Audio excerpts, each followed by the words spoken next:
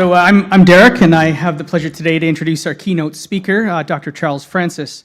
Charles has been involved in bat conservation and research for nearly 45 years, since he first carried out a short survey of bats in Sarawak, Malaysia in 1979.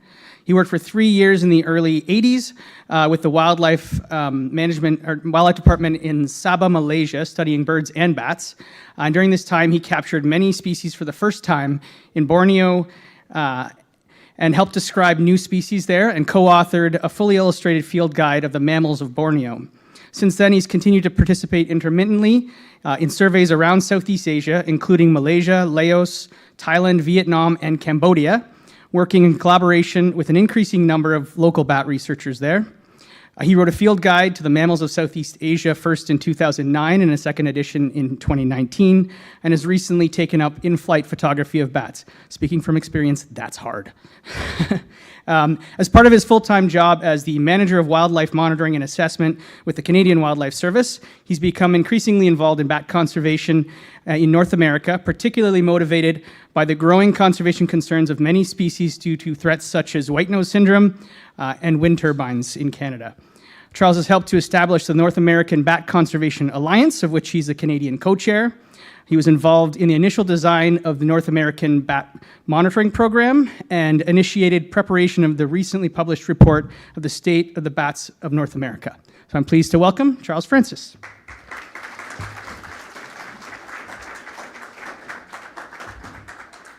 I was going to just say this to Charles, but I'll say it to everybody so that speakers know. There's 2 mic options. You just have to turn this one on if you want to walk around.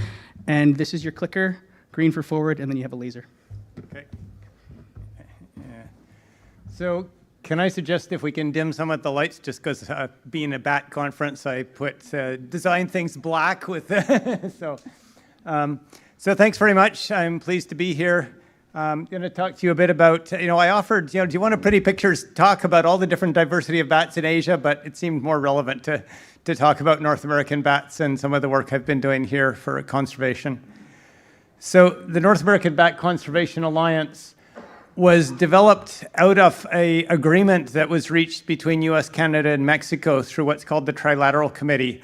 I was a Canadian representative on the migratory birds table at the time and was working with colleagues from Mexico and the US to develop what's called the Letter of Intent on Bat Conservation that we got signed in 2015 by the heads of the US, Canada, and Mexican Wildlife Services. So the director of the US Fish and Wildlife Service, the head of the Canadian Wildlife Service, and a Mexican counterpart.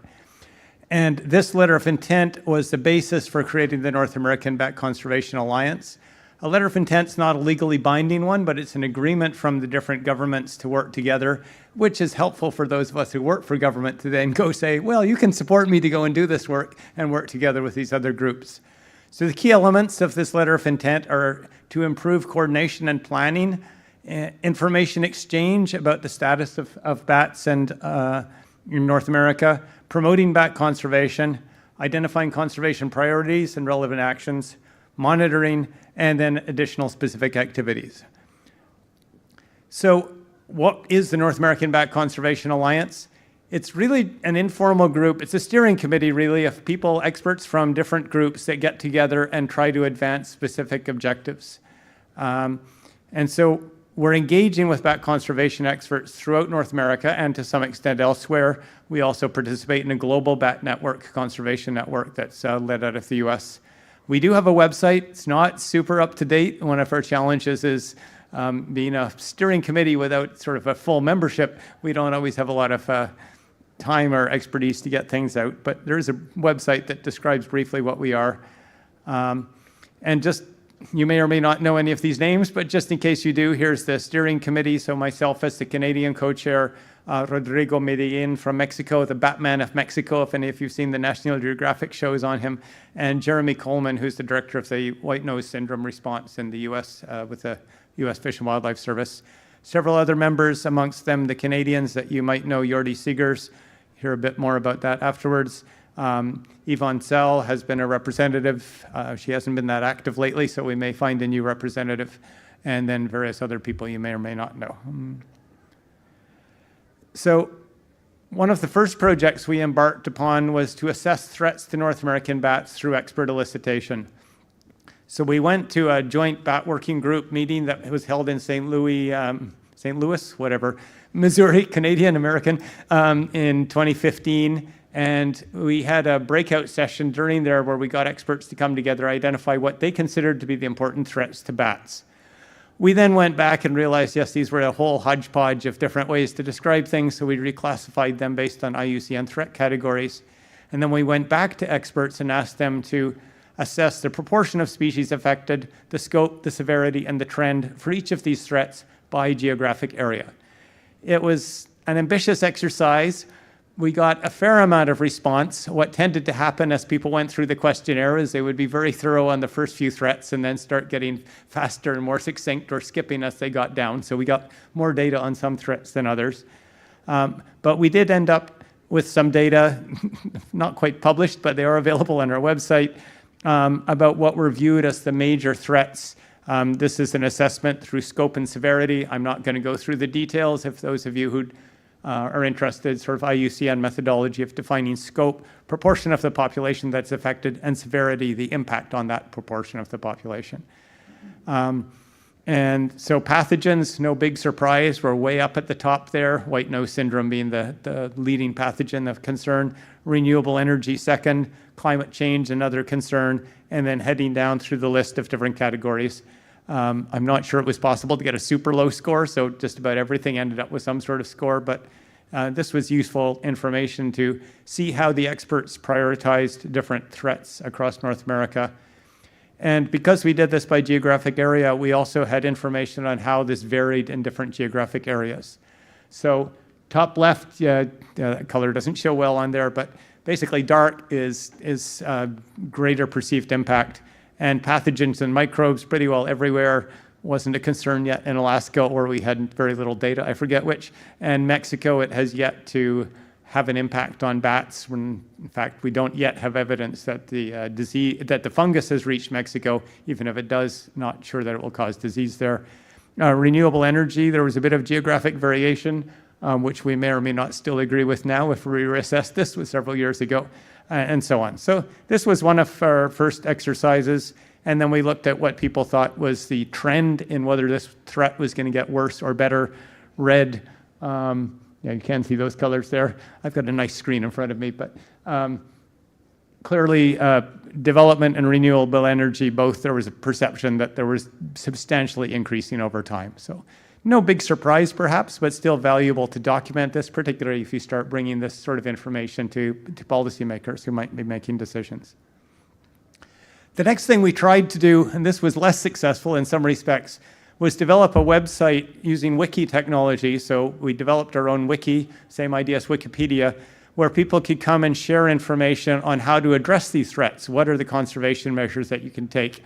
So we set this up, we set sections up for each of these threats, and we got some information into there, but the trouble with a wiki is that you need to get a certain critical mass before people start to use it, and until people start to use it and start to contribute to it, it doesn't really work. And so we haven't yet, and maybe we won't reach that critical mass. We may need to think of another way to try to share this information. Obviously, there are other venues, but it is nice to have a central place where we can go and share and access information on what to do about it. So we have this section. It's still up there. It's still live, but it's not been terribly active. Most of the measures, most of the information in there is the stuff that members of the steering committee themselves put in there because we knew something about it. But a wiki really only works when it takes off in the community. So I'm not, I'd be happy if people go have a look at it and think about it, but I'm not going to promise that if we put anything there, anybody else is going to read it because it hasn't reached that critical mass yet. Something we may want to revisit or will want to revisit in the near future is how best to share and disseminate best practices for conservation of bats. Obviously, communities like the one we're in right now is one way to do it, but it only reaches those people who are at the meeting. So it struck us as a good idea, but it didn't really take off.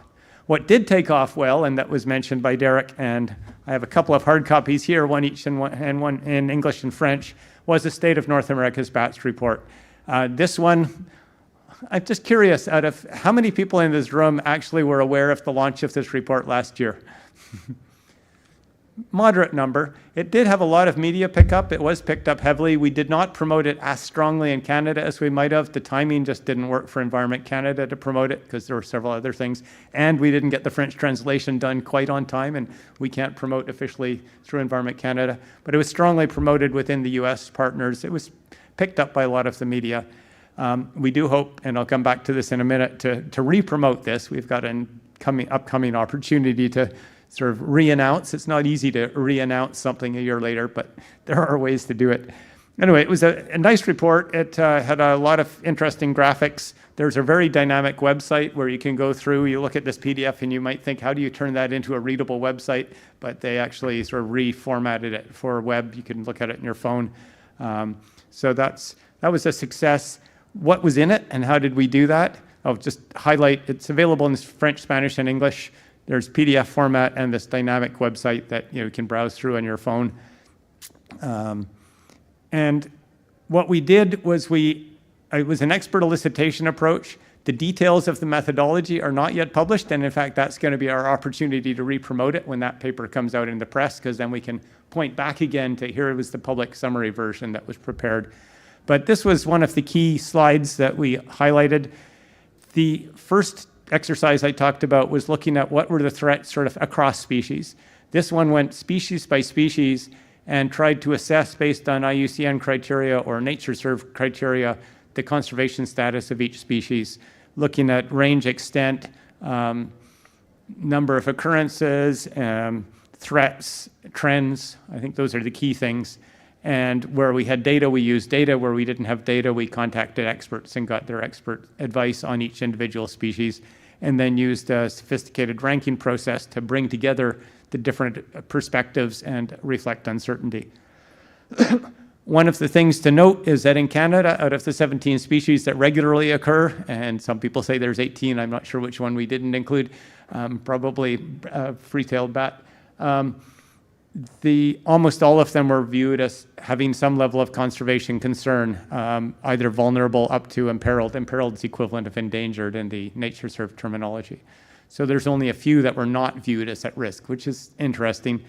Mexico had a higher percentage that did not meet conservation risk criteria, but of course had a higher number that were of concern, and in fact a number that were critically imperiled, because there are several species that are very rare in Mexico and threatened. So that, I think, is a pretty important message, that across all three countries, half of the species were considered at high risk in one or more countries. As you might have guessed, most of the pictures in here are mine, but it's fun to take pictures of bats in flight. So that was one key piece. And then in the report, it's sort of using graphics, highlight what some of the major threats are. The disease, of course, being one of them. As you know, white nose syndrome has caused declines of up to 90% of many species, and in fact, some geographic areas, it's almost completely wiped out individual species. Ontario, fortunately, is not in the wiped out category, but we've lost pretty high percentages of several species populations. Habitat loss isn't a threat per se, but it's an impact of threat. Almost all species are affected to some degree by habitat loss. And the wind turbines are a growing concern. I'll talk a little bit more about that. So this particular report, and I'll try and leave these 2 copies somewhere. People can look at it, although I'm not sure if I have more copies myself, but that's fine.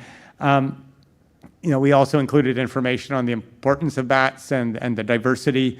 I don't think there's many people in North America and the public are aware that there's 150 species of bats in North America, if we include Mexico, and just how diverse these different species are. So it was nice to bring together a lot of photographs, not just mine, but from a variety of different photographers to highlight that.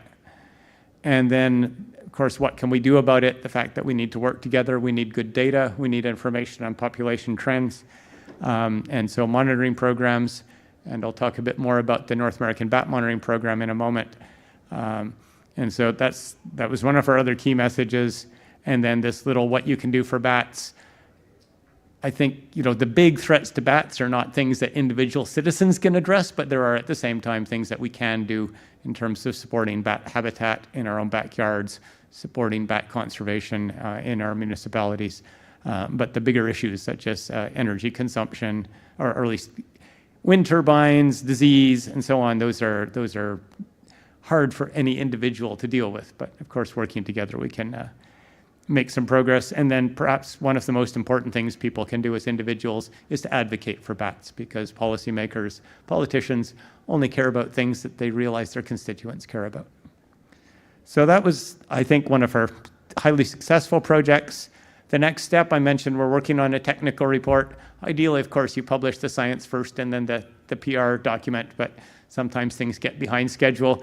And so the public report was released a year ago. The technical report, the writing's very advanced. Hope to get it submitted to a journal sometime in the next month or two. And that will describe the exact process we went through, provide all the details. This glossary report doesn't tell you which species are endangered, which species aren't, because it's not got that list of 150. That information will be available in the technical report. And then, of course, when that comes out in press, then we can re-promote the other one. So trying to get value for promoting bat conservation in North America. So I mentioned monitoring NA-BAT, sort of similar logo. Some of us were involved in designing both to the North American Bat Conservation Alliance, but this is a North American bat monitoring program. I suspect many of you know about it. Many of you may actually be contributing to it. I was involved early on in sort of design and getting this started. I continue to receive all the emails for the steering committee, but can't always make most of the meetings, and it has really taken off. It's led and funded by a combination of USGS and US Fish and Wildlife Service, and is really, over the past several years, the first time we've had a central repository for storing and managing data on bat populations and for encouraging and promoting monitoring programs. Bats are more challenging to monitor than birds for all sorts of reasons. Many of you probably know about bird monitoring programs. My main job is, in fact, coordinating bird monitoring programs in Canada and North America. But it's nice to see that things are taking off for bat monitoring. NA-BAT covers data on colony counts, it covers data on acoustic monitoring, and it also incorporates a certain amount of data, though it doesn't have formal protocols for other types like capture methodologies. I'm not going to talk in detail about methodologies of that. Many of you probably know, but just to be aware that the Bat Conservation Alliance was quite valuable in trying to promote and get this thing taking off, and some of the work we've been doing together.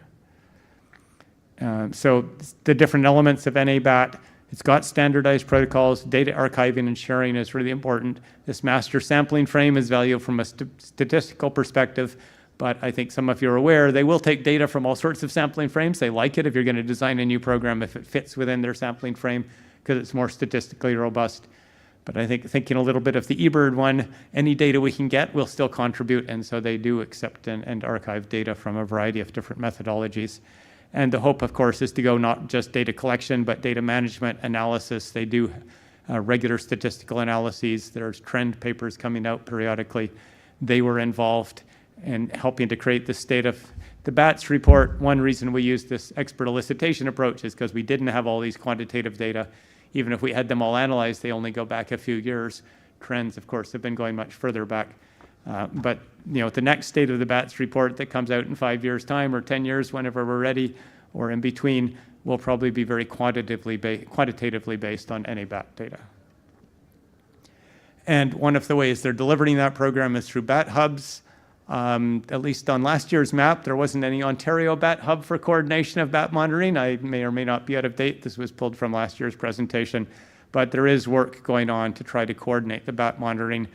It's very difficult from a central office in Colorado for people to reach out to who's doing what monitoring where. And so this hub approach of having networks that coordinate within each region is quite valuable. And I didn't come here planning to talk about this, but something to think about is what one might do in Ontario to promote more bat monitoring, or more standardized, or more participation. I'll just leave that as an open question that I won't be able to answer myself. But, wind turbines and bats, we're all aware this is an important issue. Mike Anisimov in the next talk is going to say a little bit more about the process in Canada. But as most or all of you are probably aware, the Committee on Status of Endangered Wildlife in Canada recommended the 3 species of tree bats be listed as endangered under the Species at Risk Act. They aren't yet listed under the Act. That's just the first step. Mike will talk a bit more about that. The US Fish and Wildlife Service is also planning what they call a discretionary status review of the hoary bat starting in 2027. That's when they're going to review it, so they haven't got to it yet. And as we know, the major threat is mortality due to wind development. And so the challenge is, how can we develop best practices and standards to mitigate or reduce that impact? And that's an ongoing discussion. We know there's a lot of information out there. How do we turn that into something that might actually get implemented, that people will adopt and agree on? And that's sort of, I think, one of our next challenges through NABCA and working together with the NASBR, the Society for Bat Research community. We haven't yet developed how we're going to do this, but there's a variety of opportunities for us to work together to try to come up with some standards documents, and then to figure out how do we get people to actually adopt and use them. So that's, and because, whatever we do in Canada doesn't help our migratory bats if they'll get clobbered in the US, so we really need to work internationally on this. Not quite as big an issue at the moment in Mexico, but of course it could become an issue. I don't think anybody knows exactly where hoary bats from Canada do migrate to, but we don't think they go as far as Mexico. Another piece, of course, the white nose syndrome was one of the big drivers why Canadian Wildlife Service got involved in bat conservation, because of those declines and the subsequent listing of those species endangered. Mike, again, is going to talk a bit more about the role of the Canadian Wildlife Service in delivering this. I put this slide up here more as a cue to talk about the North American program that's happening, coordinated largely by the U.S. Jeremy Coleman, that I mentioned earlier, U.S. Fish and Wildlife Service, they've got, I think, $4 million or more per year to work on this. They've been promoting a lot of research, trying to develop mitigation approaches, proactive approaches. Whether those will work, we don't know yet, but monitoring. And of course, one of the key things is, if resistance does develop in bats, you need to protect the bats that develop resistance from other threats so that they can actually rebuild their populations. But Canada has been participating in this at a lower key, largely through support of the Canadian Wildlife Health Cooperative, which is in Mike's team, and also some work that Canadian Wildlife Service itself has been doing. And I think I'll just leave it at that, but just to highlight, that's another area we've been working closely on continental cooperation. So I think I will stop there. I've left, I think, a fair amount of time for questions, but I forget what the schedule was. But we can take questions until I get cut off, and I'd be happy to try to talk about more detail about any aspect of this. And otherwise, you can look at pictures of Belize bats. Well, the bottom one's Ontario.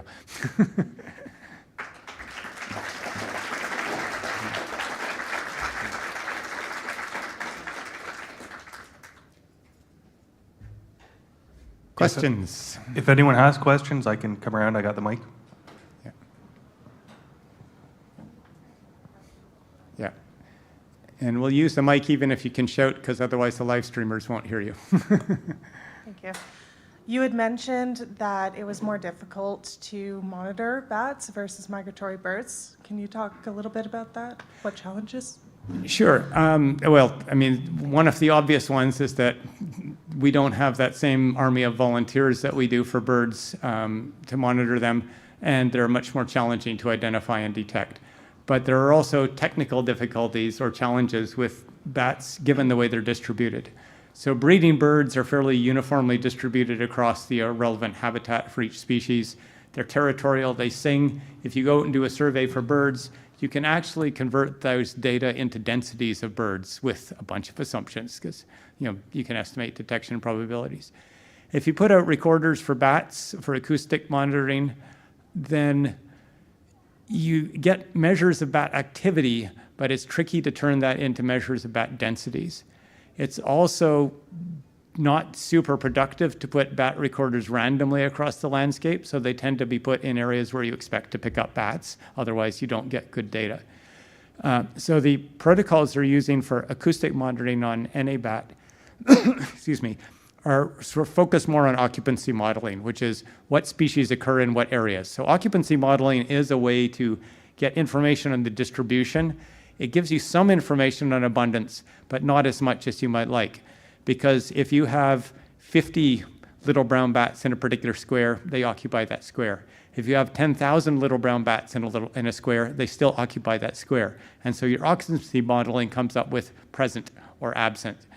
And so as populations decline, they will start occupying fewer and fewer squares, but you could go from 10,000 to 50 and not change your occupancy in a particular square. So that's one of the challenges of acoustic monitoring, is trying to convert detections into densities. There are some theoretical ways to do it, but I haven't seen anybody actually develop the methodology to a point where they could apply them. So some of the transect methodologies, and one of the acoustic protocols is putting a recorder on a vehicle and driving slowly along and recording bats. In theory, you might be able to convert that to density, but that requires quite a bit of calibration work, and nobody's tried to do it. So most of it's based on occupancy. That's one challenge. Colony counts are an approach that has more potential for quantitative, but as anybody who's done colony counts knows, there's a lot of potential for bias in colony counts. And so it's not insurmountable, it's just challenging. And so the combination of the way that birds are distributed makes them, most species, easier. There are colonial species where you're trying to count colonies, and we've got big challenges with those too. If you're trying to count seabirds, you go photograph a cliff full of seabirds, you go photograph it an hour later, and there's a whole bunch of different birds on the cliff. And so trying to convert that. But that's the same sort of problem with colony counts, but at least the majority of bird species, we've got this millions of volunteers, I don't know, probably 100,000, 200,000 people contributing to eBird in US, Canada, and Mexico, huge numbers, and the different way they're distributed that makes it easier to count. But again, we can do stuff with bats, colony counts, quantitative, acoustic at the moment, more on occupancy modeling, distribution. But changes in occupancy do reflect changes in abundance. It's just, it might be a 10-fold reduction to result in a, half reduction in occupancy or whatever. The relationships are challenging. It may have been more detailed than you wanted. That was great. Other questions? Huh?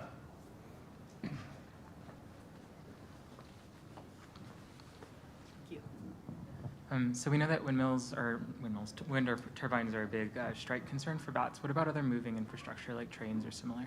I didn't. Sorry, catch am I that. too far away? Yeah, so wind turbines, big challenge for bats and strikes and stuff. But as far as other moving infrastructure, such as trains, do we know much about that? Do we have any information? I don't have much data on impacts of vehicles and train. I mean, vehicles would be far bigger issue than trains just because of their numbers. I don't know. I don't know if there's much information on mortality, basically what I'll call road mortality on bats. I'm sure there is some. I don't know whether it's a significant factor. I mean, most wildlife that is near roads gets clobbered to some degree by vehicles, but it's also a particularly challenging one to mitigate. I mean, the mitigation is to slow down, but there's lots of reasons to slow down, and people still don't slow down. So it's an interesting point. I think wind turbines are known to be a significant challenge for migrating bats in particular. Little brown bats, substantial numbers were being killed.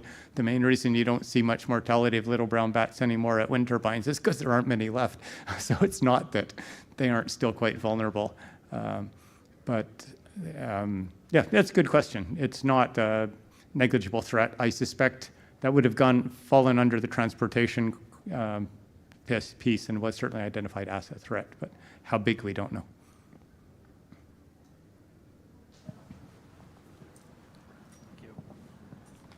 Have there been any successful deterrents for windmills? I'm not aware of all of the different options. The two options that I know most about, there has been work on deterrence. I don't know, somebody else might know whether there's been any evidence of success. The two main mitigation measures, well, they involve changing cut. One is just changing cut-in speed, where during the peak bat migration period, I'm not sure if that's me or someone else, then you don't turn on the turbines until the wind reaches a certain speed. Not that there aren't bats flying then, but the bats are tend to be somewhat more active, not always, at the lower wind speeds, and you're also not producing much energy, so you're not losing as much value that way. The other is what's been called smart curtailment, where you actually have bat detectors on the turbines, and when they detect bats, they shut them down until the activity has gone down. Both of them have been shown to reduce mortality. How much? There's a variety of different studies, and I actually haven't seen a sort of objective pull them all together and see what the average is. Some cases it's estimated up to 90%. Some cases it's more like 60%. It's still a significant benefit. Actual deterrence, there's been a bunch of work on it. I don't know if somebody else, I don't think there's good evidence one way or another as to whether they've really worked. One of the challenges is that if you're trying to use an acoustic deterrent, the blades are 40 to 60 meters long. And so even if you have some acoustic deterrent at the center of the hub, are the bats still going to hear it 60 meters away at the tip of the blade? But good question.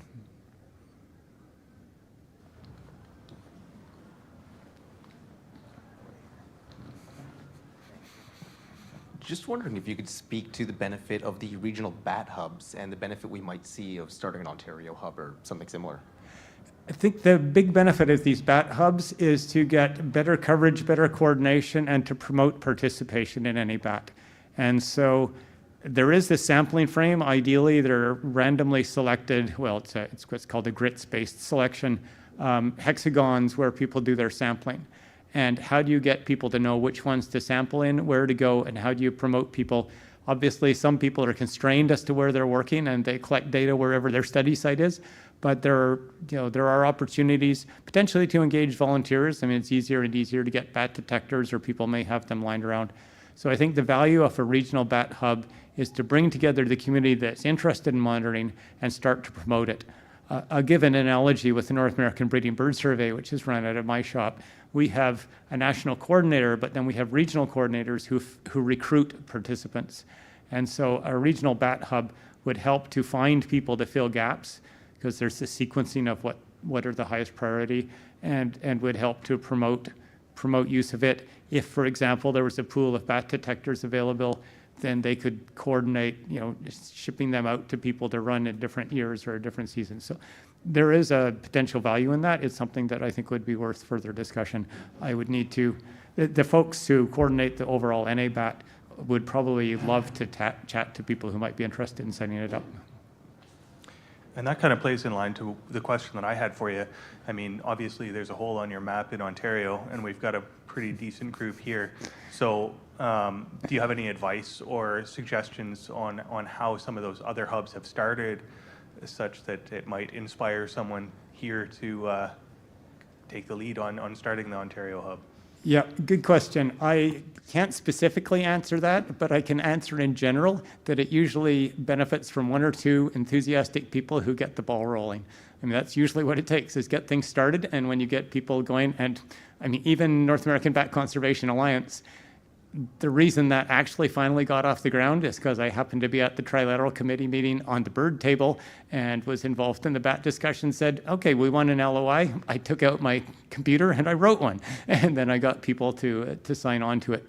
So I think it takes one or two, a couple of interested people can connect you with the people in Colorado who coordinate the whole program. They could give more information. And I could probably dig some stuff out too. I hadn't prepped that particular question in advance, but that's a really good question.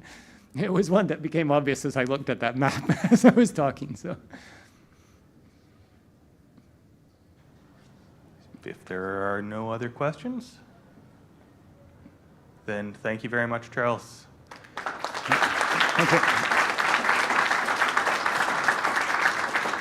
And I'll just point out, I'll be around until about mid-afternoon because I have to go off for a personal commitment, but I'll try and come back this evening and be around tomorrow. Happy to answer questions if you can find and corner me. And I'm a fairly conspicuous color, I think, so you should be able to find me.